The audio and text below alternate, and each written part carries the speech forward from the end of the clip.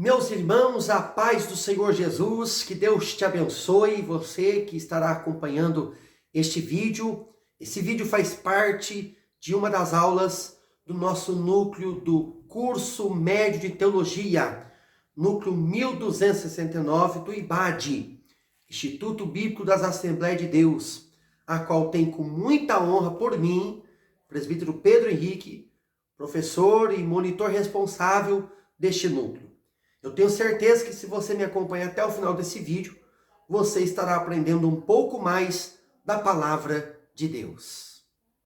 Meus irmãos, estamos na parte 2 da aula de número 1, estudando a unidade 1 do nosso livro, que é Introdução Bíblica. Estudamos na parte 1 dessa aula a respeito da origem da Bíblia, dos idiomas originais da Bíblia, do material que foi escrito originalmente a Bíblia. E agora você que tem aí o seu material didático, o seu livro, você vai aí abrir aí no capítulo 4, que estudaremos o capítulo 4 e o capítulo 5 nessa parte 2 deste vídeo, que estaremos com a parte 2 da aula de número 1, Introdução Bíblica, dessa disciplina, a qual estaremos aprendendo muitas verdades a respeito da Bíblia, da Palavra de Deus. O capítulo 4 dessa unidade traz um título: A necessidade de uma coletânea canônica. Nós vamos aprender aqui, alunos e irmãos que nos acompanham nesse vídeo, nós vamos aprender aqui aquilo que nós já falamos na parte 1 dessa aula. Eram livros separados. A Bíblia não era junta em um só exemplar. Eram livros separados. O livro do Gênesis era um livro, o livro do Êxodo era outro livro, outro pergaminho, outro rolo, outro manuscrito, e assim sucessivamente. Porém, surge essa necessidade, essa grande necessidade, de se juntar essa coletânea canônica. Quando falamos do termo cânon ou canônica, estamos falando da Bíblia, né? Estamos usando um termo teológico e histórico para falarmos a respeito da Bíblia. A palavra cânon significa vara de medir, régua de medir. E não tem outra expressão melhor para representar a Bíblia em um termo histórico e teológico. Porque quando falamos do cânon, vara de medir, régua de medir, nós temos a Bíblia Sagrada como a nossa vara de medição, como a nossa régua de medição. Ela que define medidas, tamanhos que são proporcional à nossa vida, como servos e servas de Deus. Então a expressão cânon, toda vez que você ouvir, ler ou estudar, e ver essa expressão cânon, está dizendo da Bíblia. Um termo histórico, teológico, falando a respeito da Bíblia. E aí surge então essa necessidade de juntar esses pergaminhos, esses rolos, em um livro, em uma coletânea de livros chamada a Bíblia. Na divisão a qual nós já falamos, que é Antigo e Novo Testamento, qual traz o livro aqui falando mais detalhes desses livros. Você pode observar aí no 4.1.1, a partir da página 41, 42 do seu livro, você vai ver aí que o escritor desse material didático, ele vai trazer detalhes, um pouquinho mais dos livros do Antigo Testamento e dos livros do Novo Testamento. Então, vale a pena você observar, estudar e ler aqui a importância, desses livros, haja vista que aqui também nessa parte do livro, do material didático, vai falar de alguns livros não inspirados, de alguns livros apócrifos. Houve a necessidade da igreja primórdia, antiga, anfitriã, patriarcal, reunir-se para decidir, porque existiam muitos escritos, muitos livros, todavia que eles foram comprovados pela igreja que não eram livros inspirados por Deus. E a igreja precisava de um padrão, como voz de Deus, como orientação de Deus. E foi selecionado os livros inspirados através do processo de canonização, que nós já vamos falar nessas aulas a respeito desse processo, que foi averiguado, estudado, analisado. Qual livro iria entrar para o conjunto de livros como direção, como regra, medida, ensino de Deus para as nossas vidas. Se não tivéssemos isso, nós teríamos uma bagunça de informações como se tem hoje. Mesmo tendo a Bíblia como a verdade única, absoluta de Deus, ainda há uma enxurrada de informações que vem para confundir, ditumbiar as nossas ideias, as nossas doutrinas.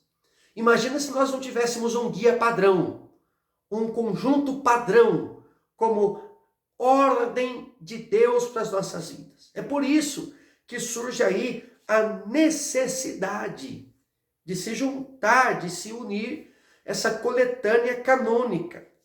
E aí, nós temos aí agora no capítulo 5, você pode observar aí o título do capítulo 5, o cânon sagrado. Origem, processo e desenvolvimento. Olha, traz aí primeiro o significado, como eu já disse para vocês. A palavra cânon, termo grego que significa literalmente cana, junco. E é aplicada às escrituras sagradas com o sentido de uma coleção de livros oficialmente aceitos pela igreja. E aí o livro vai trazer para nós aqui como foi o processo de canonização. O processo de canonização, ele é responsável pela igreja que se reúne, que decide pela comunidade judaica, pela igreja, que decide através de um critério que é autoridade profética, confiabilidade, dinamismo, aceitabilidade.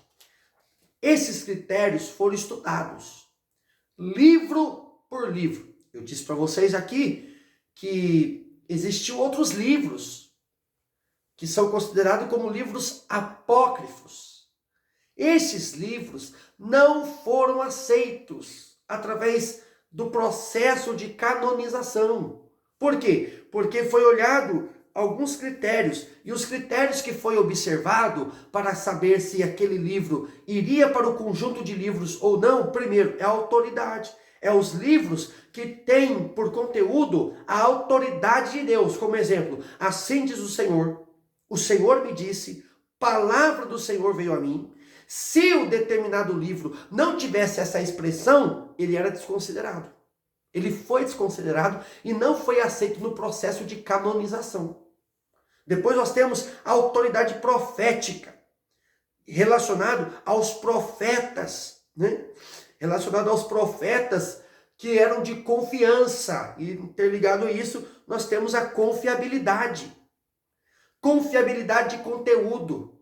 Se não tinha nenhum desvio doutrinário, se não tinha nenhuma contradição histórica. Então observe, irmãos, que para nós termos hoje o exemplar da Bíblia, passou por um processo rigoroso.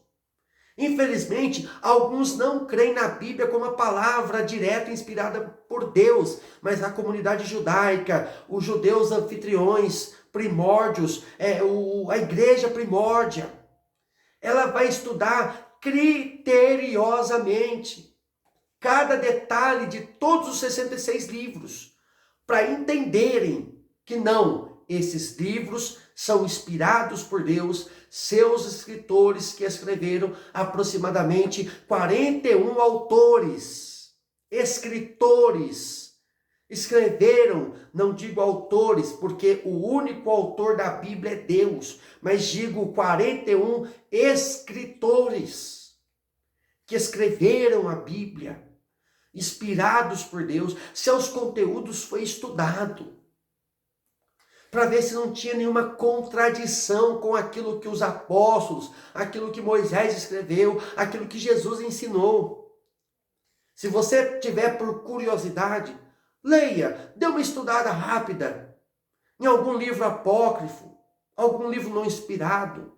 Não vou citar nomes aqui, mas é só você pesquisar que você vai ver. Você vai ver que o conteúdo, a realidade é totalmente distinta do que nós temos como palavra de Deus, a Bíblia Sagrada.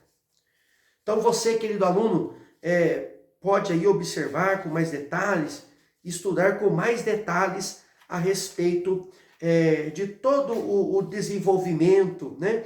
De todo o exame, de todo o trabalho que ocorreu para que nós hoje pudéssemos ter a Bíblia Sagrada em mãos. Este é o propósito deste vídeo, este é o propósito dessa disciplina que nós estamos estudando aqui no nosso curso Nível Médio de Teologia. Qual que é o propósito? O propósito de nós entendermos de fato, né? Entendermos de fato que a Bíblia, ela é a inerrante, infalível palavra de Deus.